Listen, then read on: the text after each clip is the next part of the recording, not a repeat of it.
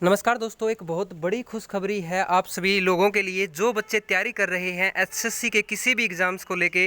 तो उन सभी के लिए अभी एक ऑफिशियल नोटिफिकेशंस आया है जो आप लोगों के साथ शेयर करने वाला हूं मैं।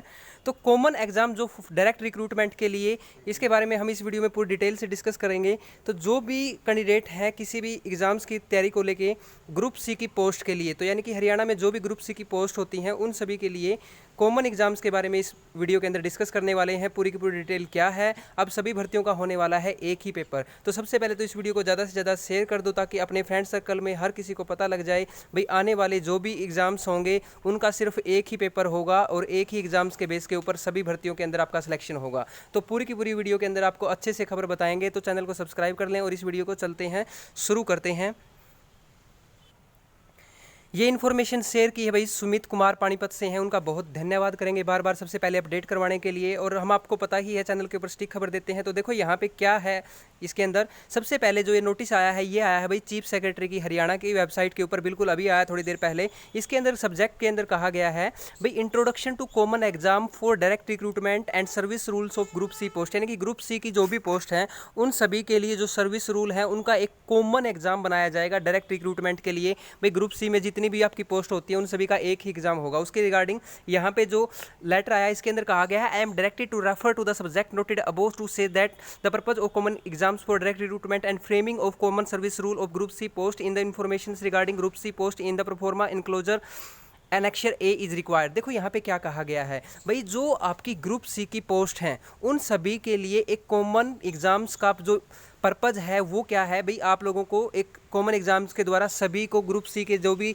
रूल होते हैं कॉमन सर्विस रूल उनके तहत आप लोगों को एक भर्ती करने की प्रोसेस शुरू की जा रही है, जिसका पूरा का पूरा अनेक्शर जो है वो आपको नीचे दिया गया है। उस अनेक्शर के अंदर आपकी पूरी की पूरी डिटेल है कि आप किस तरह से पूरी की पूरी डायरेक्ट रिक्रूटमेंट के अंदर आपको फिल करना है वो परफॉर्मा। अब देखो एक मीटिंग हेल्ड की जाएगी। एक मीटिंग क्या है, regard shall be held under the chairmanship of principal secretary to government of Haryana general administration department in his room 67 4th floor Haryana civil secretariat as per schedule attached here with.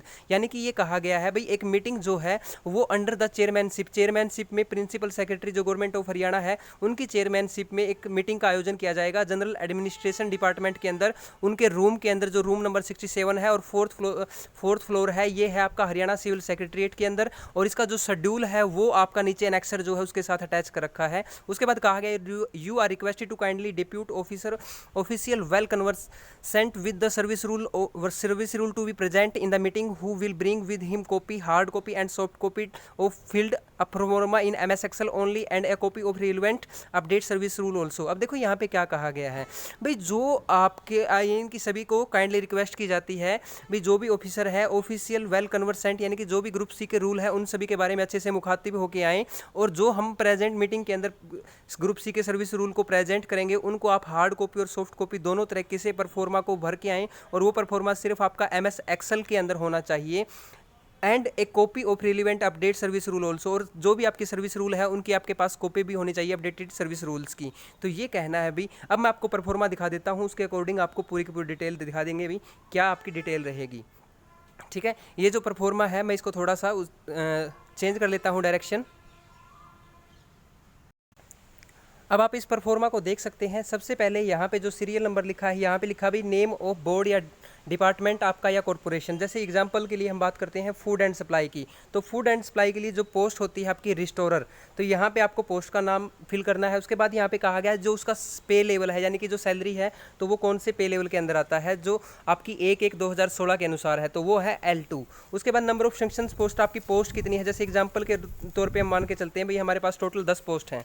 ठीक है, अब उसके अंदर 10 पोस्ट का हम ये आपका सिर्फ एक एग्जाम्पल के लिए बनाया गया है। यहाँ पे 10 जो पोस्ट है उनका आपको कैसे रिक्रूट करना है। उन 10 पोस्ट को अंदर 80% जो रिक्रूटमेंट होती है वो डायरेक्ट होती है और 20% प्रमोशंस के अकॉर्डिंग आपका सी ग्रुप में आते हैं, जो डी ग्रुप से कर्मचारी होते हैं वो। उसके बाद क्वालिफिकेशंस क्या रखी गई है डायरेक्ट रिक्रूटमेंट के लिए, भाई जो आपका सी लेवल की पोस्ट है डायरेक्ट रिक्रूटमेंट के लिए जो क्वालिफिकेशन है वो है 10वीं।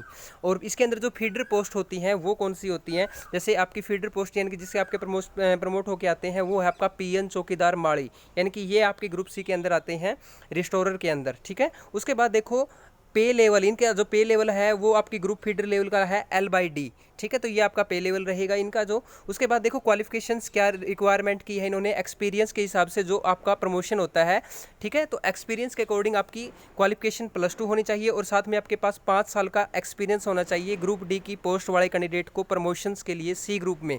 ये अभी का जो सर्विस रूल है उसके अकॉर्डिंग है भाई। फिर उसके बाद कहा गया promotion post of group C post of column number 3 and its group, यानी कि कॉलम नंबर 3 के अंदर जो आपकी पोस्ट दे रखी है और इसका जो ग्रुप दे रखा है वो आपको क्या करना है, प्रमोशनल पोस्ट यहाँ पे आपको फिल करनी है। उसके बाद देखो रिमार्क, कोई भी रिमार्क यहाँ पे डाल सकते हैं। तो ये एक एग्जांपल दिया है भाई जो फूड सप्लाई का है। अगर आपको डाउट रह जाता है तो क्लर्क की पोस्ट के लिए देखो, जो क्लर्क का प्रमोशन होता है या क्लर्क की भर्ती होती है वो कैसे होती है। जैसे फूड सप्लाई के अंदर क्लर्क भर्ती करनी है तो उसका पे लेवल होगा L2, मान के चलो टोटल 80 पोस्ट हैं, 80 पोस्ट में से 80% तो डायरेक्ट रिक्रूटमेंट होगी और 20% होगा प्रमोशन। तो 80 का 80% जो आपकी पोस्ट बनेगी प्रमोशन के हिसाब से वो कितनी बनेगी आपकी, और डायरेक्ट रिक्रूटमेंट कितनी बनेगी, ठीक है।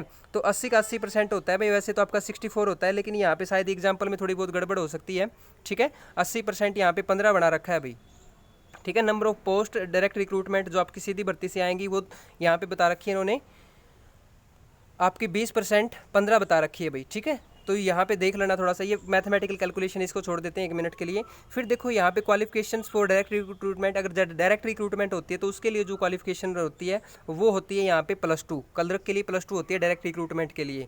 और इसकी फीडर पोस्ट का जो प्रमोशन होके आते हैं वो PN चौकीदार माड़ी होते हैं, वो इस पोस्ट के ऊपर प्रमोशन होके आते हैं, यानी कि ग्रुप डी से ग्रुप सी के अंदर उनका पे लेवल ये रहेगा।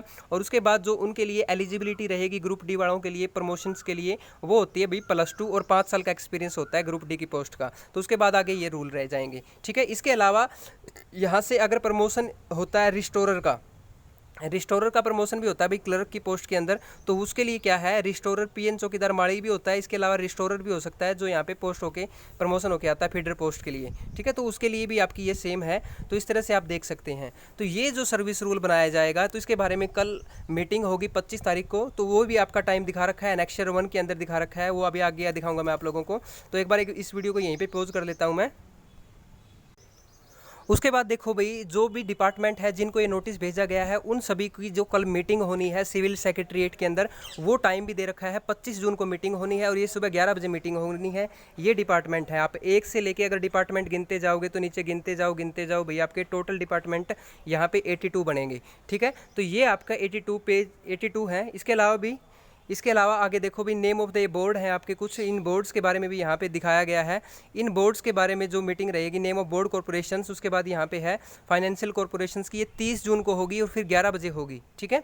यहाँ पे बीच में कोई नोटिस नहीं दे रखा, ठीक है। तो उसके बाद ये 30 जून को दोबारा से मीटिंग होगी और इसके अंदर ये आपके 59 कैंडिडेट होंगे, ठीक है। तो इस तरह से आप देख सकते हैं यहाँ पे ये मीटिंग का आयोजन किया जाएगा। अगर आपको ये नेक्सल डाउनलोड करना है, पूरा का पूरा डाउनलोड करना है, तो नीचे डिस्क्रिप्शन में हमारा ग्रुप लिंक है, तो आप उससे ज्वाइन भी कर सकते हैं और वहाँ से हर चीज़ की इन्फॉर्मेशंस को आप लेटेस्ट अपडेट रह सकते हैं किसी भी चीज़ को लेके। तो इस वीडियो में इतना ही, चैनल को सब्सक्राइब कर देना भाई। सबसे पहले आप लोगों को न्यूज़ दी है, विद प्रूफ दी है, हर चीज़ की खबर दी है, डिटेल में समझाया है। फिर भी कोई क्वेरी है तो कमेंट कर देना। Thank you, have a good day.